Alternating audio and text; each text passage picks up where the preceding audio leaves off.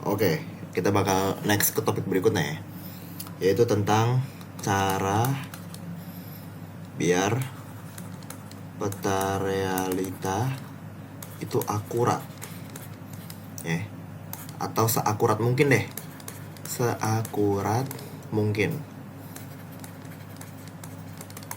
ya, antara akurat dan seakurat mungkin. Oke, nah sebelumnya gue bakal jelasin dulu ya, peta realita ini biar bisa bekerja dia tuh butuh prinsip. Oke, gue ulang ya, peta realita ini untuk dia bisa bekerja dia butuh yang namanya prinsip. Dia butuh prinsip. Jadi peta realita itu butuh prinsip ya. Peta realita butuh prinsip. Prinsipnya adalah yang disebut scientific. Oke, prinsipnya itu namanya scientific, atau dalam bahasa Indonesia disebutnya dengan ilmiah. Oke, tenang ya, lu jangan takut ya, jangan mikir bahwa gue bakal bahas yang berat-berat segala macam. Enggak, ini simple banget, sumpah ini simple banget ya. Secara garis besar nih boy ya, scientific dan ilmiah ini secara garis besar mungkin bisa diterjemahkan sebagai satu kata, yaitu, atau satu kalimat ya, yaitu yang ada aja ya, atau YAAA yang ada aja ya. Tuh, simple kan scientific tuh ya. Simple, scientific tuh sebenarnya yang ada aja. Jadi prinsip untuk lu bisa buat peta realita yang seakurat mungkin adalah mengandalkan yang ada aja, atau yang nampak nih yang nampak atau yang kelihatan aja yang kelihatan aja ya, ya KKA yang kelihatan aja ini ya. Yang gak kelihatan ya jangan dipertimbangin atau jangan dipakai. Langsung contoh aja ya biar lo ngerti nih. Langsung gue kasih contoh. Misalnya lo cowok ya, misal lo cowok terus lo mau deketin perempuan. Lo mau deketin perempuan. Oke ya. Nih, ini target lo nih ya. Lo sebagai cowok, lo punya tujuan untuk deketin perempuan. Oke, tujuan udah ada nih. Sekarang tinggal bikin peta realitanya. Gimana caranya biar lo bisa deket nih sama di perempuan. Oke, biasanya kan kalau lo mau deket sama perempuan kan biasanya lo suka biasanya lo stalking dulu lo stalk IG-nya, TikTok-nya lo bakal lihat nih dia nih orangnya kayak apa sih gitu, dia nih sukanya apa gitu ya. Dia sukanya apa, oke ya, sukanya apa ya. Nah, yang lagi lo lakuin sekarang nih, sadar nggak sadar, ini hal yang saintifik, namanya riset. Lo meriset nih boy ya. Jadi lo dalam deketin cewek, lo nih berperilaku sebagai peneliti juga nih kegiatan lo lakuin tuh keren kok peneliti lo tuh meneliti dia nih dia nih sukanya apa sih gitu ya. Misalnya setelah lu udah stalking gitu ya, lu udah mode peneliti, lu udah meriset, lu mendapatkan data ya, lu mendapatkan data bahwa dia suka band punk misalnya. Nah, dia suka dengerin lagu-lagu punk nih, dia suka band punk.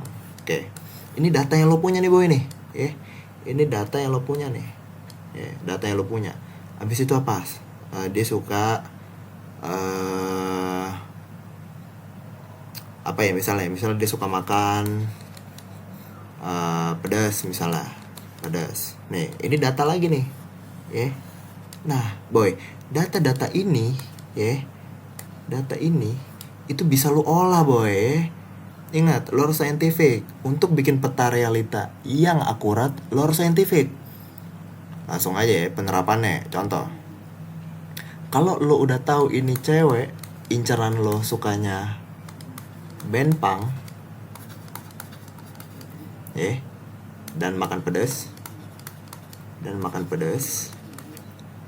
kira-kira nih lo kira-kira aja topik obrolan lo, topik yang harus lo pilih harus seputar band punk. Kenapa? Emang nggak bisa gue misalnya nggak bisa gue pilih topik band yang lain gitu? Bisa aja ya, misalnya band pop misalnya, band pop ya. Nah, tapi gue mau lu jadi scientific di sini ya. Gue mau lu lihat kira-kira tingkat keberhasilan dia menarik atau dia tertarik ngobrol sama lo pada saat lo bahas band punk juga atau band pop. Coba lu pikir ya. Kemungkinan berhasilnya lebih gede mana? Pasti lebih gede band punk. Karena apa? Karena datanya menunjukkan nih, boy, lu udah scientific nih di sini nih. Lu memilih keputusan bawa topik tentang musik, band punk apa band pop ya? Lu lihat datanya lewat Instagram, lewat IG yang lo stalking tadi. Oh, dia orangnya suka band punk sih. Maka tingkat kemungkinan lu berhasil ngobrol sama dia dan dia tertarik adalah lu pilih topik band punk. Nah, simple kan? Scientific itu simple kan? Lu punya data, lu punya tujuan, untuk mencapai tujuannya lu butuh data. Simple banget.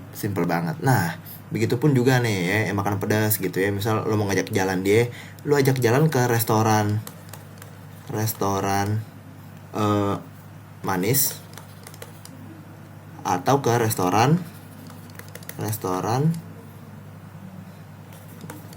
gacoan level 1000 misalnya, Nah, gue mau lu scientific lagi nih, boy, di sini, boy, Lo ajak dia ke manis sama lo ajak dia ke gacoan yang pedes, tingkat kemungkinan berhasilnya itu lebih gede mana? Pasti mungkin yang ini 70%, yang ini 30%. Oke, bukan berarti lo gagal ya kalau lo ngajak dia ke restoran manis, bukan berarti begitu. Cuman poin gue adalah kalau mau jadi scientific, lo harus gunain data yang paling akurat nih. Biar apa?